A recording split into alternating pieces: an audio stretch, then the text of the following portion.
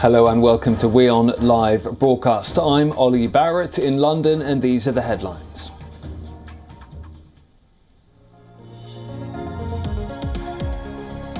Moscow says another round of talks between Russian and Ukrainian delegations will be held on Tuesday and Wednesday in Turkey.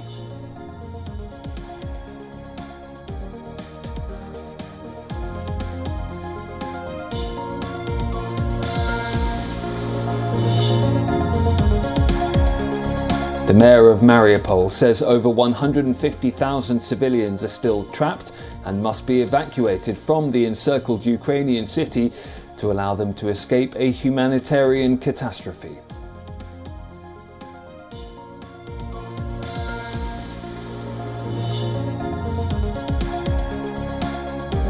Dutch brewer Heineken announces it's pulling out of Russia, becoming the latest Western firm to exit the country after the invasion of Ukraine.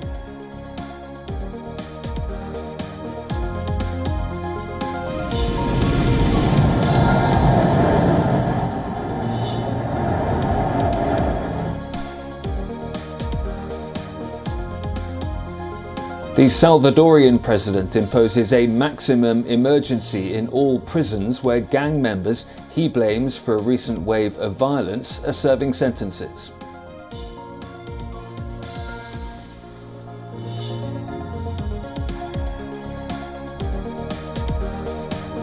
And drama at the Oscars, Will Smith slaps comedian Chris Rock for mocking his wife and then breaks down after winning the Best Actor award.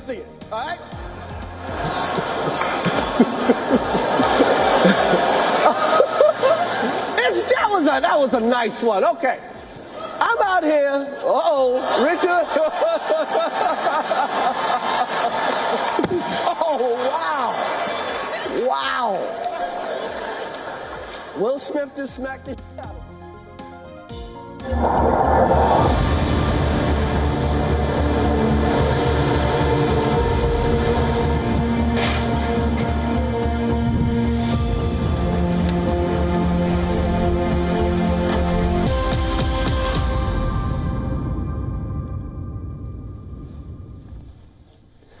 Ukraine says it is prepared to discuss adopting a neutral status as part of a peace deal with Russia.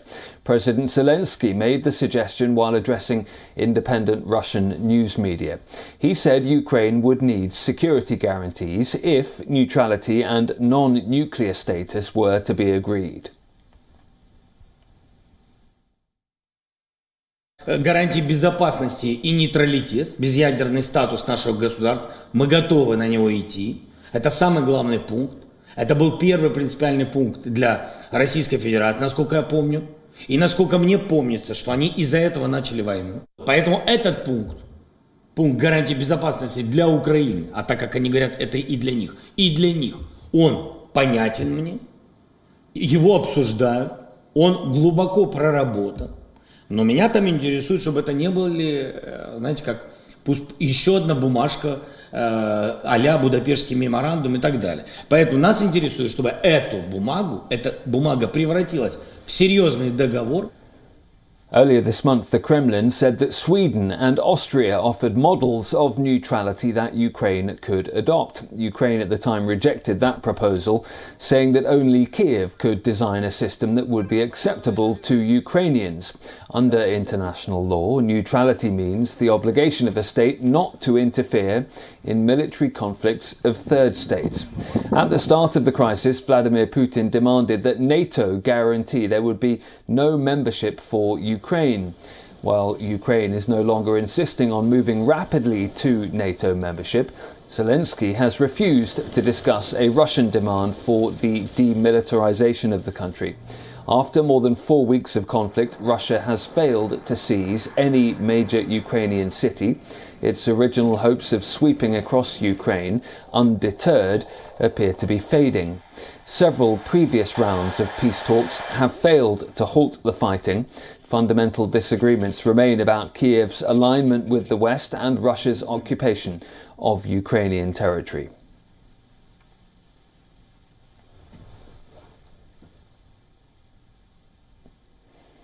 But Moscow says Russia and Ukraine will hold 3 days of talks in Istanbul from Tuesday. Ukraine's President Volodymyr Zelensky said Sunday he was ready to move forward with a peace deal with Russia, but insisted on territorial integrity of his country after suggesting earlier he was ready for a compromise. We have a new round of negotiations ahead because we seek peace, really, without delays. I am informed that there is an opportunity and need for a face-to-face meeting in the territory of Turkey, which is not bad. We will look at the result. Our priorities in the negotiations are known. The sovereignty and territorial integrity of Ukraine are beyond doubt.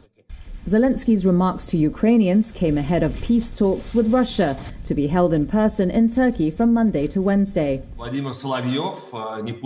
in the day, Zelensky spoke to Russian journalists in a video interview the Kremlin had preemptively warned Russian media to refrain from reporting. However, in that call, he'd adopted a different tone, saying his country was ready to discuss a neutral stance as part of a peace deal with Russia and compromise over the status of the eastern Donbas region. He spoke to the journalists in Russian. Security guarantees and neutrality, non-nuclear status of our state. We are ready to go for it. He said he would refuse to discuss certain demands from Moscow, such as the so-called denazification of Ukraine. After more than 4 weeks of conflict, Russia has failed to seize any major Ukrainian city and signaled on Friday it was scaling back its ambitions to focus on securing the Donbas region. Russian-backed separatists have been fighting the Ukrainian army there for the past 8 years.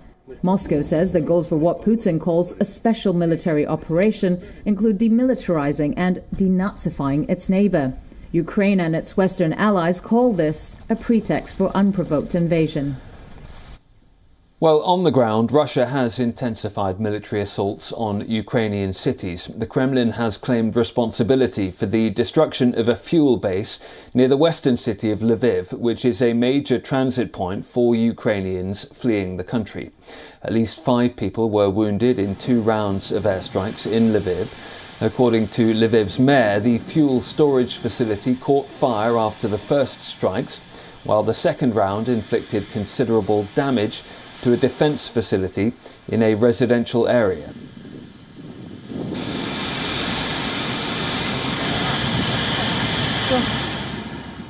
26 марта высокоточным оружием большой дальности воздушного базирования уничтожена крупная база горючего в районе города Львов, обеспечивающая топливом украинские войска в западных областях Украины, а также под Киевом. Russian military troops have stepped up their offensive around the Ukrainian capital of Kiev as well. A village on the way to the Ukrainian capital has been completely destroyed, leaving locals to rescue what they could from the debris. Bishiv, which is around 35 kilometers west of Kiev, has been shelled and bombed, and the cultural centre at the heart of the village has been completely destroyed, along with local schools and buildings.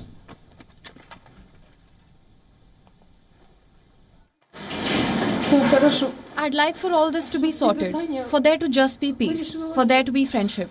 It's so difficult when it is children who are suffering. 135 kids up to today. They died because these people couldn't agree. It's not right. Children are not guilty of anything.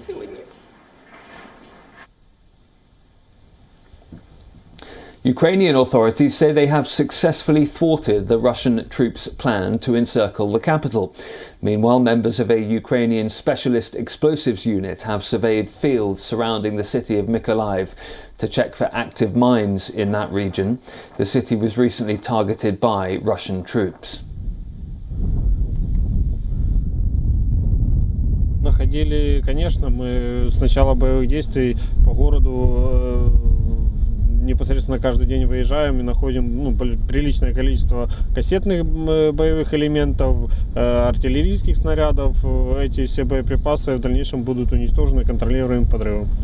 А при нас, слава богу, именно неконтролируемых подрывов и травмирования личного состава, слава богу, пока не было. Millions of people have been pushed out of their homes in the last month, and thousands have moved to basement shelters to escape the violence. A growing number of Ukrainians are desperate to get out of the besieged city of Mariupol. According to the Donetsk government, around 50 tents have been set up on the territory to assist evacuees fleeing the region.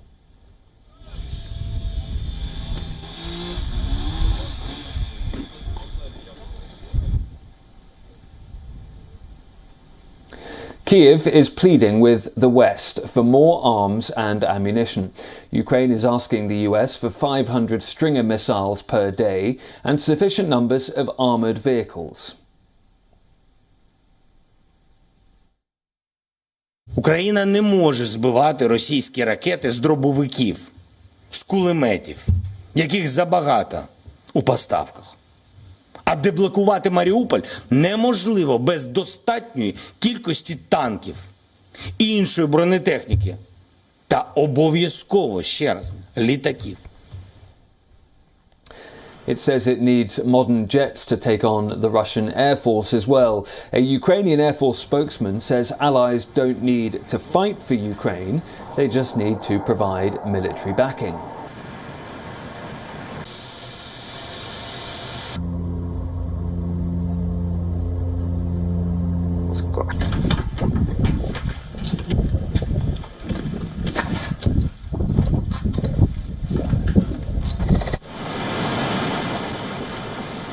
That same spokesperson says the country's pilots have trained for years and conducted joint exercises with US pilots to be able to counter Moscow in situations like this. The US and NATO have repeatedly rejected calls for the closure of Kiev's airspace, fearing that it might escalate the conflict beyond Ukraine's borders. The bombardment from Russia has hit military targets as well as residential areas, schools and hospitals in Ukrainian cities, including Kharkiv and the besieged port city of Mariupol. Moscow has repeatedly denied that it is targeting civilians.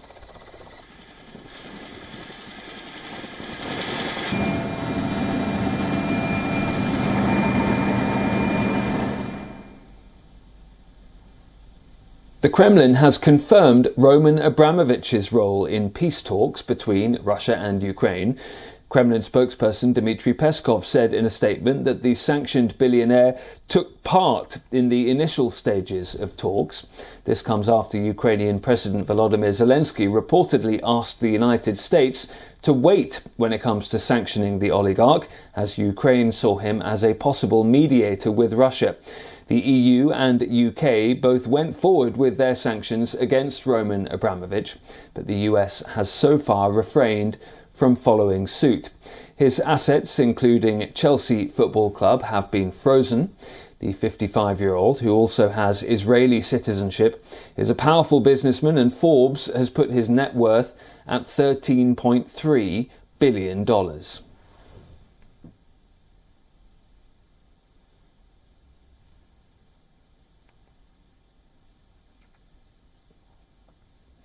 One retired army colonel from the United States is fighting the Russians in Ukraine for a second time since 2014. And he's narrating the transformation of the Ukrainian military from what he describes as a decrepit force into an effective operation capable of fending off Russian advances. Retired U.S. Army Colonel Liam Collins has seen firsthand the Ukrainian military transform from what he calls a decrepit force into an effective operation capable of fending off Russian advances. Ukraine's military in 2014 was decrepit. It really didn't have a lot of training capability. They weren't effective at the tactical level. So it wasn't a surprise to see how poorly they performed at that time, given their level of training. In 2014, Russian forces were able to seize parts of Ukraine with relative ease. Collins, a career Special Forces soldier, served as the executive officer for the Defense Department's special advisor to Ukraine, working to reform that nation's military establishment in 2016, at the end of the Obama administration. One success, Collins said, was changing the Ukrainian command structure, giving junior leaders the ability to make battlefield decisions rather than a top-down command approach. It allows them to take initiative on the battlefield, right? You might be given some, orders, go take this hill, for example. And if you can't just off that, right, you're just going to keep running up the hill into the hornet's nest. You have to empower leaders to make those kind of quick decisions, but it also requires a trained professional military to do that. Collins said the Russian military appears to have taken a less flexible approach at the tactical level. If you have a conscript army, which a lot of the Russians are, you're not going to be capable of executing that same kind of discipline initiative at the tactical level. Not to be overlooked, Collins said, Ukrainians' fierce hold on their independence. They don't want to be part of Russia. They like their civil liberties. They like a higher standard of living. And so that's why they're going to fight so hard. Next to France, and the country is all set to hold the first round of presidential elections. They'll take place on April the 10th. With just 2 weeks to go then for the first round of polls, candidates are ramping up efforts to increase voter turnout, which has been projected to be historically low this year. The latest polls suggest that Emmanuel Macron will secure nearly 27% of the vote in the first round. That is a slight drop from where the polling was last week, but up from before the start of Russia's invasion of Ukraine. Macron leads the political party La République En Marche, which describes itself as a liberal political party and was founded by Macron himself in 2016. He got nearly 66% of the votes in the 2017 presidential elections. The far-right candidate Marine Le Pen, who used to have close links with Vladimir Putin, is expected to get 21% of the votes this time around, according to the polls.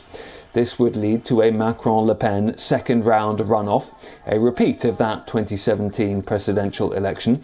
Polls predict a 55-45 win for Macron in that situation. Meanwhile, another far-right presidential candidate, Eric Zemmour, has held a massive outdoor rally on Sunday to try and ramp up his support.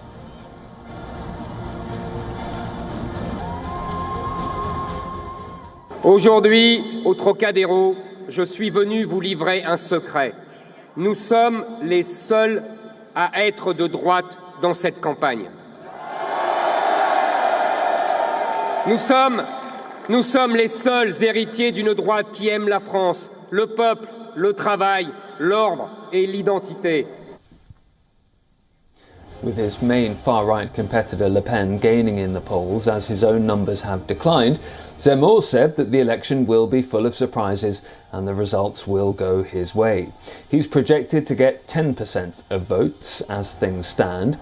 French far-left candidate Jean-Luc Mélenchon also spoke to his supporters on Sunday ahead of the presidential polls.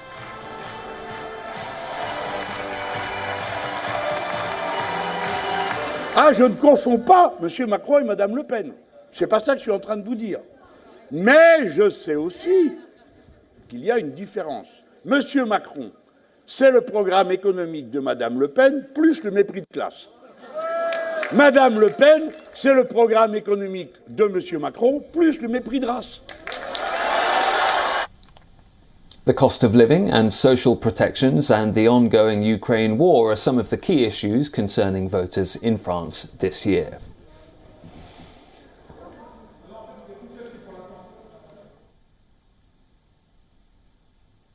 At the Oscars, amid the awards and the usual glitz and glamour, celebrities this year also stepped up to make statements about Ukraine.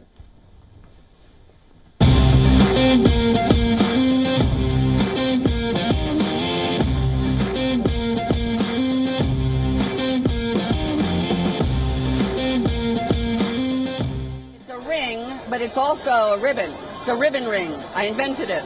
The ring is my friend Kathy Waterman.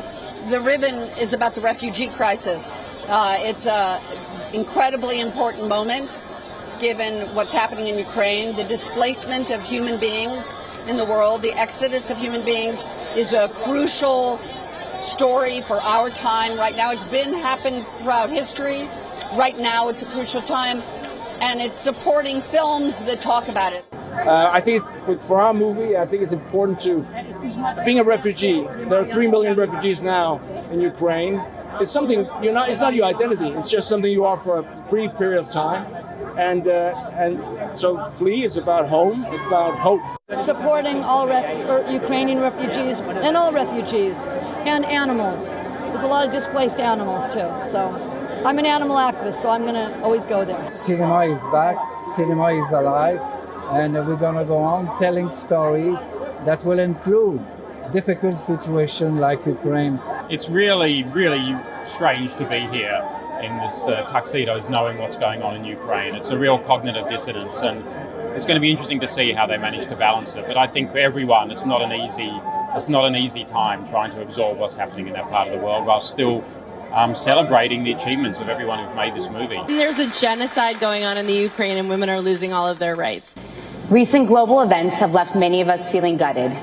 Yet when you witness the strength and dignity of those facing such devastation, it's impossible to not be moved by their resilience. One cannot help but be in awe of those who find strength to keep fighting through unimaginable darkness.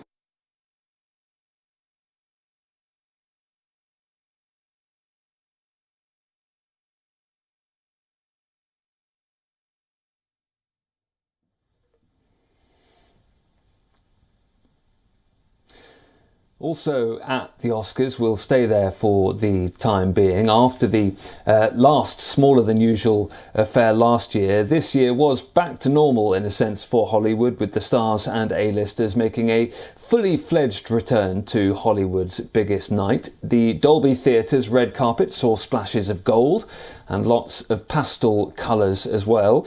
We'll leave you with a roundup of some of the looks that we saw and that were making heads turn. I'm Ollie Barrett. Do stay tuned to WION World is One.